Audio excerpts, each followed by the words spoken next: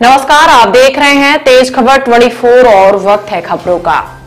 आज हमारे यहाँ बाढ़ सागर परियोजना से पानी की कमी नहीं है। सीमेंट हम बनाते हैं, बिजली हम बनाते हैं, तो फिर हम पीछे कैसे रहें। अब रीवा महानगरों की दौड़ में शामिल है। मध्य प्रदेश का पहला सुपर स्पेशलिटी अस्पताल, जहां लोग जांच कराने के लिए भी सोचते थे, हृदय रोग के कारण मर जाते थे, वहां आज उनका मुफ्त में इलाज हो रहा है। सड़कों का जाल बिछने के कारण अब रीवा जिले से जुड़ने वाले प्रत्येक नगर रीवा वासियों के लिए आसान हो चुके हैं। पूर्व मंत्री एवं स्थानीय विधायक राजन शुक्ला ने कहा कि सफेद शेरों की इस धरती में धार्मिक स्थलों की कमी नहीं है। पूर्वा जलप्रपात, रीवा किला, क्योटी जलप्रपात, सोलर प्लांट, चचाई जलप्रपात, सीधी मोहनिया टनल खुद ही रीवा जिले के विकास की गाथा गाते हैं। विकास की परिधि यहां तक पहुंच चुकी है कि अब यहां रोजगार के काफी अवसर उपलब्ध हो चुके हैं। बाहर से लोग रीवा जिले में पैसा लगाने के लिए व्याकुल हैं। रीवा में पर्यटक स्थल की कमी नहीं है। अब रीवा जिला पर्यटन के क्षेत्र में व्यापार करेगा। जल्द ही रीवा जिले से वायु सेवा उपलब्ध हो जाएगी। अब रीवा के हवाई अड्डे से खजुराहो, जबलपुर, भोपाल, बनारस जैसे जगहों पर आसानी से पहुंचा जा सकता है। रेल सेवा में दिन प्रतिदिन बढ़ोतरी हो रही है। इस लोकतांत्रिक देश में रीवा की जनता विकास की उस परिधि तक ले जाने में जो विश्वास जताया है, उस पर हम खरे उतरेंगे। कार्यक्रम के साथ नई योजनाएं, नया लक्ष्य, बीते वर्षों में हमने क्या किया है, इसकी चर्चा हम लोग हमेशा से करते रहे हैं पिछले 18-20 सालों में। और इस बार भी जनवरी का महीना बीता जा रहा था तो डायरी नहीं छपाई थी, इसलिए हम थोड़ा लेट कर रहे थे। पहले तो छपी छपाई डायरी मिल जाती थी जनसंपर्क से। इस बार जब पता किया तो मालूम पड़ा कि अब डायरी ई डायरी कर दिया है, अब डायरी छपाना ही बंद हो गया है प्रेस से। तो फिर हमने कहा कि डायरी छपाया जाए, उसमें वो सारी जानकारियाँ डाल दी जाए जो पत्रकार बंधुओं के लिए ज़रूरी होती है, क्योंकि हमेशा सभी का ये रहता था कि इसमें वो सारी जानकारियाँ रहती, नए मंत्री कौन है, उनके नंबर क्या है, अधिकारी कौन है, उनका पता क्या है। तो इसके कारण थोड़ा डिले हुआ है, लेकिन देर आए दुरुस्त आए। हम लोग आज गणतंत्र दिवस और बसंत पंचमी के दूसरे दिन नए साल के अवसर पर मैं सभी को शुभकामनाएं देता हूं। और मैंने ये देखा है कि रीवा में विकास को लेके एक नई उत्साह न सिर्फ आम नागरिक में है बल्कि पत्रकार बंधुओं में भी है। मुझसे वो प्रश्न जरूर करते हैं आप लोग, ये गड़बड़ है, लेकिन बाद में ये कहते हैं कि ये हो गया है, यह हो जाए तो ज़्यादा अच्छा है। इसका मतलब कि भरोसा है पत्रकारिता जगत में भी कि बहुत कुछ हुआ है और बहुत कुछ हो सकता है। एक सजग प्रहरी की भूमिका हमेशा से आप लोग निभाते रहे हैं, और इसलिए जब भी मेरे खिलाफ भी कोई अखबार में छपा तो मैंने उसको कभी नेगेटिव अंदाज में नहीं लिया। आपने यदि कोई नेगेटिव चीज़ छापी तो हमने तत्काल कलेक्टर को, तत्काल एसपी को, और भोपाल में भी यदि कोई अधिकारी संबंधित विभाग का है तो उसको हमने व्हाट्सएप फॉरवर्ड किया। फ़ोटो खींचा अपने हाथ से सवेरे सवेरे आपके अखबार का, और उनको फॉरवर्ड करते हैं और उसमें और बढ़ा के देखिए कितना गड़बड़ हो रहा है। तो स्वाभाविक के सामने कहेंगे नहीं साहब ऐसा नहीं है, नहीं है, तो हमने कहा नहीं, लेकिन यदि छपा है, यदि धुआं उठा है तो कहीं ना कहीं आग ज़रूर लगी होगी। इसको भी ठीक कर देंगे तो और अच्छा हो जाएगा। आप भी नीचे वालों को थोड़ा इसी मुद्दे पर टाइट करिए। और ये करते करते और काफ़ी सुशासन की स्थापना हुई है, विकास हुआ है। मैंने एक पुस्तिका दी है आपको और एक फोल्डर दिया है। पुस्तिका में पिछले 19-20 सालों में शिक्षा के क्षेत्र में, स्वास्थ्य के क्षेत्र में, सड़क के क्षेत्र में, सिंचाई के क्षेत्र में, कृषि उत्पादन के क्षेत्र में, उद्यानिकी, प्राकृतिक खेती, शिशु मातृ दर और मातृ मृत्यु दर, ये सभी जो ऐसे पैरामीटर्स है जिसके आधार पर हम लोग ये तय करते हैं कि कौन सा ज़िला कितना आगे बढ़ा है और कितना आदर्श ज़िला बना है। कितने हमारे प्राइमरी स्कूल थे, अब कितने हो गए, कितने मिडिल स्कूल थे, अब कितने हो गए, कितने हाई स्कूल, कितने हायर सेकेंडरी पहले थे, अब कितने हो गए। ये सारे उसमें हमने एक कोशिश की है। मोटे में सुपर स्पेशलिटी अस्पताल के बारे में भी लिखा है, उसमें कुछ फिगर इन्होंने गलत किया था, तो आज सुबह ही मैंने उसको ठीक भी करा दिया कि सुपर स्पेशलिटी डॉक्टर्स हमारे रीवा में 2003 के पहले तो बिल्कुल ही नहीं थे, आज 26 है और हम 100 करना चाहते हैं।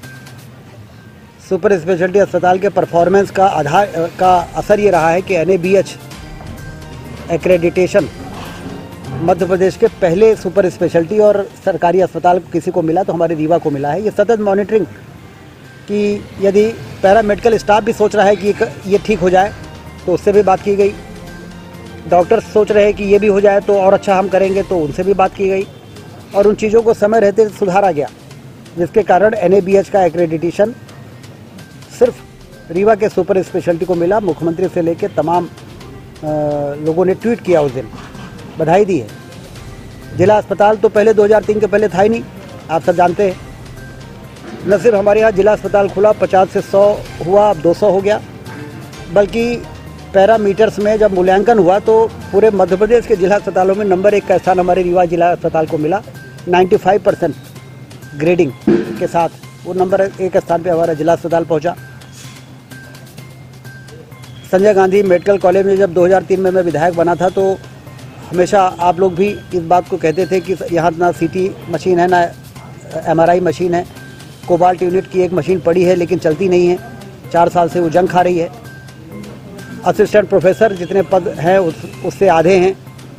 एसोसिएट प्रोफेसर और जो प्रमोशन के पद हैं वो भी इसीलिए भरे नहीं जा पा रहे हैं क्योंकि असिस्टेंट प्रोफेसर की भर्ती नहीं हो रही है। नर्सेस के जितने स्वीकृत पद हैं उसके आधे भरे हुए हैं। कैसे हम अच्छी सर्विसेज की उम्मीद कर सकते हैं? डॉक्टर कितना भी अच्छा है, यदि उसके पास हैंड्स नहीं होंगे, नर्स नहीं होंगे, पैरामेडिकल स्टाफ नहीं होगा, मशीनें नहीं होंगी तो वो इलाज कैसे करेगा? और उसका परिणाम ये देखते थे हम लोग 2003 के पहले कि किसी को सिर में चोट लग जाती थी, डॉक्टर है हमारे पास लेकिन इलाज इसलिए नहीं कर पाता था कि मशीनें नहीं होती थी, तो कोई इलाहाबाद लेके भागता था, कोई जबलपुर लेके भागता था, रास्ते में मृत्यु हो जाती थी। तो पहला CT MRI machine PPP mode में यदि कहीं शुरू हुआ तो हमारे रीवा में शुरू हुआ और बाद में वही अडॉप्ट किया गया मॉडल पूरे मध्य प्रदेश में और PPP मोड पे अब जिला अस्पताल में भी CT मशीन लग गई है। तो इसलिए इन सब क्षेत्रों में हम आगे बढ़े हैं। औद्योगिक क्षेत्र हमारा कितना था, कितना बढ़ गया, उसमें लिखा हुआ है। सूक्ष्म उद्योग कितने थे, कितने हो गए, लघु उद्योग कितने थे, कितने हो गए, मध्यम उद्योग कितने थे, कितने हो गए, वृहद उद्योग कितने थे और कितने हो गए।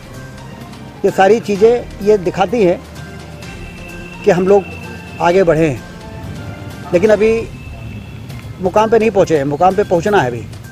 मुकाम तो ये है कि एक दिन इन्वेस्टर समिट जो इंदौर में होता है वो रीवा में होने लगे।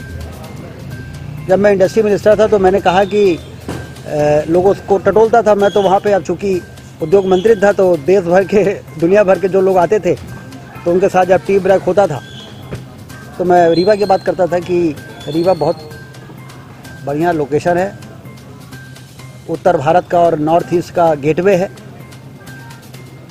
ज़मीन की कमी नहीं है, बाढ़ सागर बन गया है तो पानी की कमी नहीं है।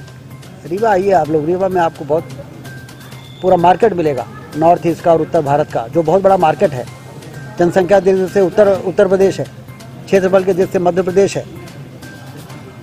तो फिर वो लोग कहते थे कि ये एयरपोर्ट है क्या वहाँ पे, तो मुझे निरुत्तर हो जाता था। मैं कहता था कि ये इसका मतलब कि इन्वेस्टर समिट के लिए और औद्योगिक क्रांति के लिए, पर्यटन की क्रांति के लिए मैंने वो फोल्डर दिया है जिसमें पर्यटन की संभावनाएं उसमें दी हुई है। अपार संभावनाएं भरी हुई है पर्यटन की हमारे यहाँ। ये बातें मैं आपसे इसलिए कह रहा हूँ कि इंडस्ट्री की बात हम उस समय तक नहीं कह सकते थे, पर्यटन की बात हम उस समय तक नहीं कह सकते थे जब तक हमारा रीवा में आने जाने के लिए अच्छी शानदार सड़कें ना हो। आज 4 लेन की सड़कों से हम बनारस से जुड़ गए, इलाहाबाद से जुड़ गए, जबलपुर से जुड़ गए, झांसी से जुड़ गए, शानदार सड़कें। और बड़े बड़े होटल्स भी, यदि छोटे छोटे होटल बने हैं तो बड़े होटल भी बन रहे हैं। रेडिसन हो रहा है, सायाजी आ गया है, हमारे और भी बहुत सारे रीवा के ही नागरिकों ने बड़े बड़े होटल बनाने शुरू कर दिए हैं। तो इसलिए अब हम रीवा की मार्केटिंग करने की पोजीशन में आ गए। अब रीवा में आकर्षित करने के लिए हमारे पास यदि वाटरफॉल्स है, हमारे पास यदि भैरवनाथ जी का बहुत भव्य प्रतिमा है जो कहीं नहीं है, हमारे यहाँ यदि मुकुंदपुर वाइट टाइगर सफारी है, यदि हमारे यहाँ 3 नेशनल पार्क हैं, जो रीवा में लोग उतरे, रीवा में रुके और फिर वो बांधवगढ़ भी जा सकते हैं, संजय गांधी टाइगर रिजर्व भी जा सकते हैं, पन्ना तक जा सकते हैं। अब हमें टूरिज़्म की क्रांति और औद्योगिक क्रांति लाने के लिए अब हमारे पास बेसिक इंफ्रास्ट्रक्चर हवाई अड्डे को छोड़ के बन गया है। और हवाई अड्डा भी 206 करोड़ रुपए परसों शासन के से कलेक्टर के खाते में आ गया है। 308 एकड़ ज़मीन एयरपोर्ट अथॉरिटी को हम दे रहे हैं। आज हम उनका एग्रीमेंट भी कर रहे हैं, लीज एग्रीमेंट एयरपोर्ट अथॉरिटी का और कलेक्टर का। जिस एजेंसी को काम मिला है उसने सर्वे का काम शुरू कर दिया है। एविएशन की जो फाल्कन की कंपनी है उसको दूसरी जगह शिफ्ट करने की प्रक्रिया चालू हो गई और अगस्त तक में यहाँ पर पहले चरण में 19 सीटर प्लेन और फिर 4 महीने बाद 72 सीटर प्लेन यहाँ से उड़ने लगे। इसकी तैयारी पूरी हो गई। एयरपोर्ट को भव्य एयरपोर्ट बनाने के लिए भोपाल की तरह और जबलपुर की तरह, प्रयागराज की तरह सिलपरा से बेला जो रिंग रोड बनाई जा रही है उससे 500 मीटर की अप्रोच रोड बनेगी। जो वो टर्मिनल बिल्डिंग नहीं बनेगी जो आजकल आधुनिक बनती है, तो सीधी से और सिंगरौली से और शहडोल से और मैहर से और सतना से आने वाले लोग हवाई अड्डा पकड़ने के लिए, हवाई जहाज़ पकड़ने के लिए जब आएंगे तो ये सुविधा अभी भोपाल में और प्रयागराज में नहीं है। भोपाल 1.5 घंटे में पहुंच जाते हैं हम जमुना पुल और फिर 1 घंटे में हम पहुंच पाते हैं वहां से हवाई अड्डा। लेकिन यहाँ पर रीवा के हवाई अड्डा में आने के लिए लोग रीवा शहर नहीं आएंगे, रिंग रोड से सीधे वो बेला से सिलपरा रिंग रोड को पकड़ेंगे और वहाँ से अप्रोच रोड से सीधे हवाई अड्डा के टर्मिनल में पहुँच जाएंगे। तो उन सारी चीज़ों को ध्यान में रख के हम लोग योजना बना रहे हैं कि भविष्य में लोगों को आसानी से इन सुविधाओं का लाभ मिल सके। जो एविएशन डिपार्टमेंट को जानने वाले लोग हैं वो कह रहे हैं कि इंदौर के बाद सबसे बिजी एयरपोर्ट आने वाले 4-5 वर्षों में रीवा हो जाएगा, क्योंकि उनको मालूम है कि सीमेंट हब है, ये पावर हब है। सिंगरौली की रोड जिस दिन बन जाएगी तो आज रीवा से कल हम बहरी गए थे तो पता ही चला बहरी चले गए और बहरी से आ गए सुरंग होते हुए। सिंगरौली तक रोड बन जाएगी तो वहाँ पे एनटीपीसी है, वहाँ पर एनसीएल है, वहाँ पर हिंडाल्को है, वहाँ पर एसआर है, वहाँ पर बिरला है। इतने ऑथराइज्ड फ्लायर हैं कि वो 5 घंटे में पहुँचते हैं बनारस, 2.5 घंटे में पहुँच जाएंगे रीवा। तो यहाँ पर से हवाई जहाज़ लेना वो पसंद करेंगे। तो सबसे बिजी एयरपोर्टों में 4-5 वर्षों के अंदर आप देखिएगा हवाई अड्डा बनने तो दीजिए। रेलवे स्टेशन जब बना था तो 15-20 साल तक तो एक ही ट्रेन चली ना, लेकिन आज 12 ट्रेनें चल रही हैं।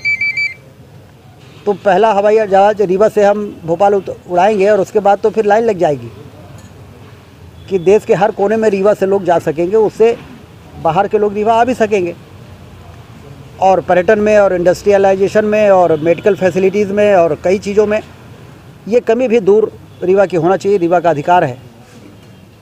सीमेंट हमारे यहाँ बनती है, बिजली हमारे यहाँ बनती है, वाइल्ड लाइफ हमारे यहाँ है, वाटरफॉल्स हमारे यहाँ है। दूसरे जगह का विकास और हमारे यहाँ करना हो ये तो सौतेला बिहार, अन्याय है। उस अन्याय को दूर करने के लिए हमेशा से इस बात को उठाया गया। मुख्यमंत्री संवेदनशील रहे, उन्होंने सहयोग किया हर जगह और जिसके कारण आज हम इस स्थिति में पहुँचे हैं। बाढ़ सागर की सिंचाई की नहर ने तो क्रांति ला दी है। 3 लाख एकड़ में अभी पानी पहुँचाया है।